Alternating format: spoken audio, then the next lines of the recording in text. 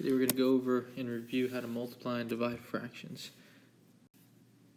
So when you're multiplying fractions, fairly straightforward. All you need to do is multiply straight across.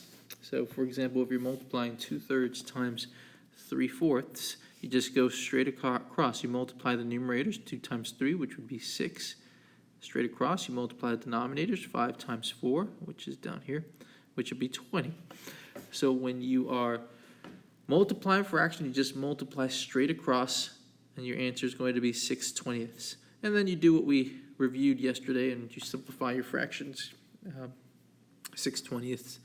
Both of those numbers, 6 and 20, can be divided by 3, so your final answer would be 3/10. Now, if you want to save some time on reducing and simplifying your fractions, you could also do something called cross reduction. And I'm sure you learned this back in middle school and maybe even 5th grade, but to cross reduce, before you even multiply these two numbers, you're going to look across. So you're going to go from numerator to the opposite denominator, and from denominator to the opposite numerator. And you're going to see if you could reduce before you actually multiply, because usually before you multiply, your numbers are going to be smaller, so it's going to be easier to reduce. Now, obviously, this problem is very, very simple, but it would make more sense to cross reduce if you get a problem that's a little bit more complicated. So in this case, we can reduce the 2 and the 4, okay? And we could divide both of these by 2. 2 divided by 2 is 1, and 4 divided by 2 is 2. So that changes our problem to 1/5 times 3/2. And we cannot simplify the 5 or the 3, right? They don't have a common factor, so we would just leave the 5 and the 3 the same. And if you multiply that, you would still get 3/10, which is the answer that we got over here as well. But using cross reduction, we simplified before we actually multiply. We reduced the fractions before we actually multiplied them, which makes it a lot easier. 7/4 times -4/3. So our integer rules still apply. If we're multiplying a negative times a positive, we're going to get a negative. Okay, or if we're multiplying a positive times a negative, we're going to get a negative. So our answer is going to be negative here. Now, what are we going to do? We're going to multiply straight across. And I'm going to show you how to cross reduce with this as well. 7 times 4 would be 28. So it would be -28 over. And then 4 times 3 would be 12. So it would be -28 over 12. Now, next is reducing. So we can divide both of these by 4.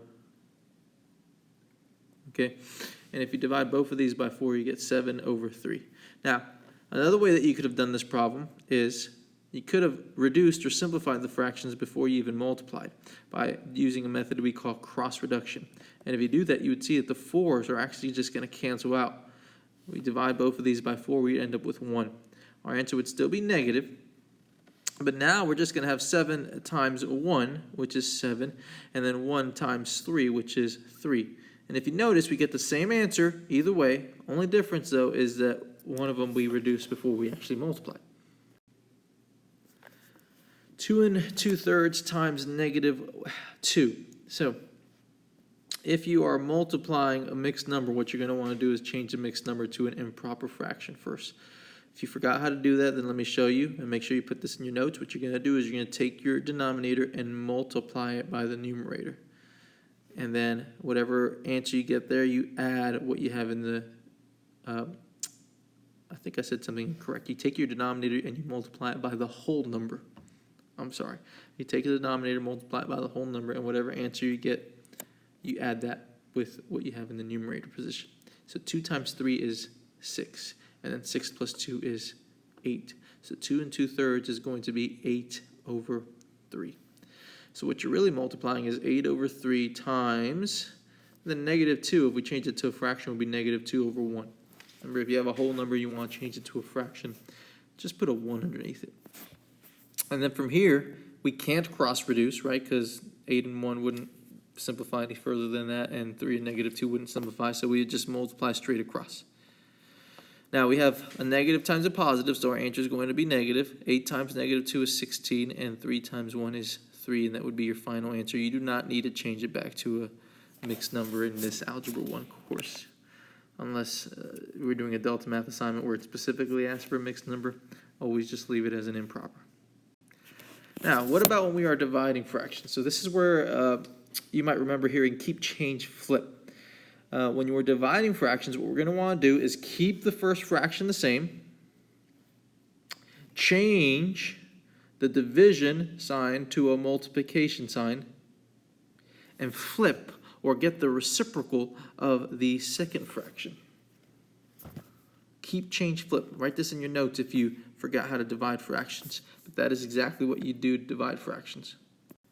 So over here we have 1/4 divided by 1 7/9. Well, before I even start keep, change, flipping, or before I even start using the keep, change, flip method, I'm going to take this 1 7/9 and I'm going to change it to an improper fraction. So to do that, remember you take the denominator and you multiply it by the whole number. 9 times 1 is 9. And then you add that with what you have in the numerator. Okay, 9 plus 7 is 16. So that would be 16 over 9. Okay, and that is what we are going to divide 1/4 by.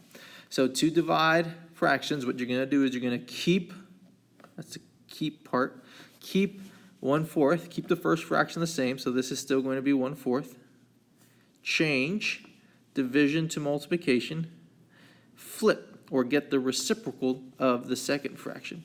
Keep, change, flip. So 16/9 would be 9 over 16. All we're doing is flipping the numerator and the denominator. All right, and then from there we would multiply straight across, because in this particular example we can't cross reduce. So it would be 9 over 40. Oh, I'm sorry.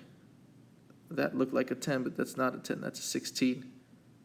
Okay, so that would be 9 over 64. And we wouldn't be able to simplify that, so we would just leave it like that.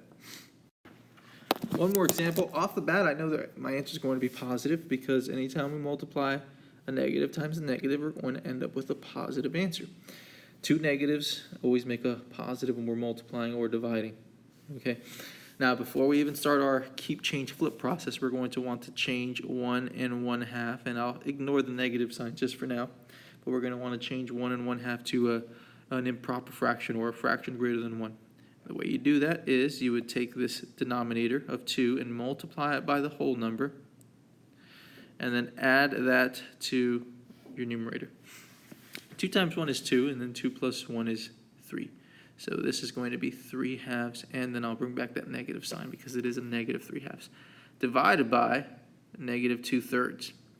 Now, what we're going to want to do is we're going to want to keep, change, flip. We're going to keep the first fraction the same, so this is still going to be negative 3/2. Change division to multiplication, and then flip that second fraction. That's going to be 3 over negative 2. Okay, these negatives are going to make a positive, so our answer is going to be a positive. Anytime you multiply two negative numbers, you end up with a positive. 3 times 3 is 9, and 2 times 2 is 4. Our final answer is going to be positive 9/4. We'll do some more of this tomorrow, but make sure you have all of this in your notes, because I am going to be checking your notes tomorrow, first thing in class, first thing I do in class. All right, have a great day. See you tomorrow.